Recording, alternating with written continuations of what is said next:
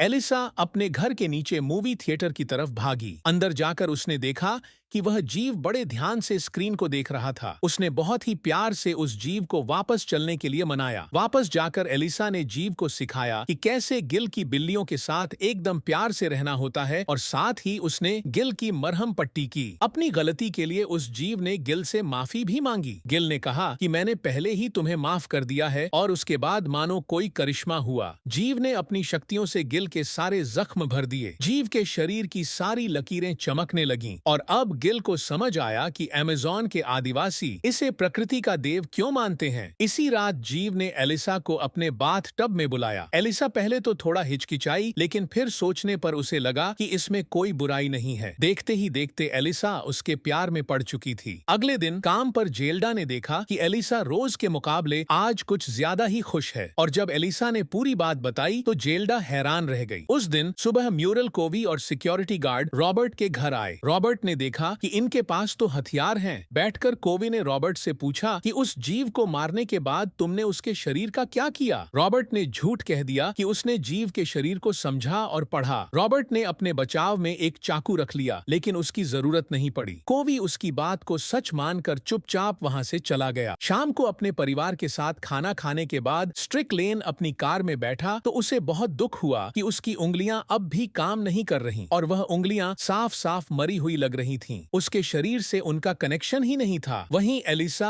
अपने नए प्रेमी के साथ घर पर थी। उसने पूरे बाथरूम में पानी भरने की सोची ताकि जीव को और ज्यादा जगह मिल सके, लेकिन पानी भरने से नीचे थिएटर में लीकेज होने लगी। जब मालिक को यह पता चला तो वह एलिसा का दरवाजा खटखटाने लगा। वहीं दूसरी तरफ गिल मकान मालिक को बाहर ही रोकने की कोशिश कर रहा था। गिल ने कहा कि मैं सब कुछ संभाल लूंगा सर, आपकी तरफ से खूब डांट लगाऊंगा इस लड़की को। पागल है क्या यह? जब गिल एलिसा के घर के अंदर गया उसने देखा कि एलिसा और वह जीव दोनों बाथरूम में बंद हैं। उसने जैसे ही बाथरूम का दरवाजा खोला सारा पानी पूरे घर में फैल गया। गिल ने देखा कि एलिसा उस जीव के गले लगी हुई थी। जब बारिश का मौसम आया तो एलिसा ने सोचा कि उसे जल्द से जल्द यहाँ से भेजना होगा, लेकिन जैसे जैसे दिन गुजरते रहे जीव की हालत बिगड़ने लगी। वह कमजोर पड़ गया और एलिसा को अब चिंता होने लगी। देश के सबसे कीमती जीव को खोने की घबराहट में जनरल दोबारा से स्ट्रिकलैंड के पास आया, उसे यह बताने के लिए कि अगर अगले 36 घंटे में उसने जीव को नहीं ढूंढा तो नौकरी पर आने की कोई जरूरत नहीं है। जब 10 तारीख आई तो एलिसा को अपने प्यार से दूर होने का दुख होने लगा। एलिसा उस जीव के साथ सबके सामने डांस करने का सपना देखने लगी। वह एक ऐसी दुनिया के सपने सजाने लगी जहां उसे अपने प्यार को छुपाना ना पड़े, लेकिन वह जानती थी कि यह सपना कभी सच नहीं हो सकता। उस रात स्ट्रिकलैंड रॉबर्ट के घर के बाहर निगरानी रखे हुए था। उसे पूरा शक था कि जीव को भगाने में रॉबर्ट का कुछ तो हाथ है। रॉबर्ट को घर से निकलता देख स्ट्रिकल ने उसका पीछा किया और देखते ही देखते म्यूरियल कोवी के सिक्योरिटी गार्ड ने रॉबर्ट को गोली मार दी और फिर मौका मिलते ही स्ट्रिकल ने उस बॉडीगार्ड को गोली मार दी। फिर वह घायल रॉबर्ट को टॉर्चर करके उस जीव का पता पूछने लगा। स्ट्रिकली के बहुत टॉर्चर करने पर रॉबर्ट ने सच उगल ही दिया कि वह सफाई करने वाली औरत है ना, उसने जीव को चुराया है। यह सुनते ही स्ट्रिकल जेल्डा के घर पहुंच गया जो अपने पति के लिए खाना बना रही थी। अपने बॉस को देखते ही जेल्डा डर गई। स्ट्रिकल जेल्डा को जीव का पता पूछने के लिए धमकाने लगा। जेल्डा से पता पूछते हुए स्ट्रिकल लिन की उंगली में चोट लग गई और वह बहुत जोर से चीखा, जिस वजह से जेल्डा और भी डर गई। अपनी पत्नी को डरा सहमा देखकर जेल्डा के पति ने बता दिया कि उसने जेल्डा को एलिसा से फोन पर बात करते हुए सुना है। यह किसी जीव के बारे में बात कर रहे थे। स्ट्रिकल ने इस जानकारी के लिए जेल्डा के पति को शुक्रिया कहा और एलिसा के घर के लिए निकल गया। जैसे ही वह निकला जेल्डा अपने पति पर गुस्सा हो गई और एलिसा को फोन करने लगी और जैसे ही एलिसा को सारी चीजों के बारे में पता चला वो जीव को लेकर अपने घर से निकल गई। स्ट्रिकल जबरदस्ती एलिसा के घर में घुस गया। उसने पूरे घर में ढूंढा लेकिन उसे कुछ नहीं मिला, लेकिन एलिसा ने कैलेंडर में जो नोट लिखा था वह स्ट्रिकल ने पढ़ लिया और वह समझ गया कि जीव को लेकर वह कहां गई है। जैसे ही एलिसा ने जीव को अलविदा कहा स्ट्रिकलैंड वहां आ गया और उसने जीव को गोली मार दी। साथ ही उसने एलिसा को भी गोली मार दी। गिल ने स्ट्रिकलैंड को एक लकड़ी से मारा जिससे वह बेहोश हो गया। इसके बाद गिल तुरंत एलिसा की तरफ भागा। तभी उस जीव के बदन की धारियां फिर से चमकने लगीं और गोली का घाव भर गया। गुस्से में वह जीव अब स्ट्रिकल के पास गया और अपने पंजे से उसका गला काट डाला। भी वहां पुलिस को लेकर जेल्डा पहुंची जो एलिसा के लिए परेशान निशान थी। गिल ने जीव को एलिसा की बॉडी को अपने साथ ले जाने के लिए कहा और जीव एलिसा को लेकर पानी में कूद गया। जीव ने एलिसा की गर्दन पर निशान देखे और जैसे ही उसने एलिसा को चूमा तो उसने अपनी शक्तियों से इन निशानों को गिल्स में बदल दिया, यानी अब एलिसा पानी में सांस ले सकती है। और अगले ही पल एलिसा जाग उठी, उसे भी पानी में सांस आ रहा था। एलिसा की जान भी बच गई है और अब वह पानी के अंदर सांस भी ले सकती है। इस तरह दो प्यार करने वाले हमेशा के लिए एक हो गए। एक ऐसा प्यार जिसे शायद इंसान नहीं समझ सकते, लेकिन इन दोनों के लिए यही सब कुछ था।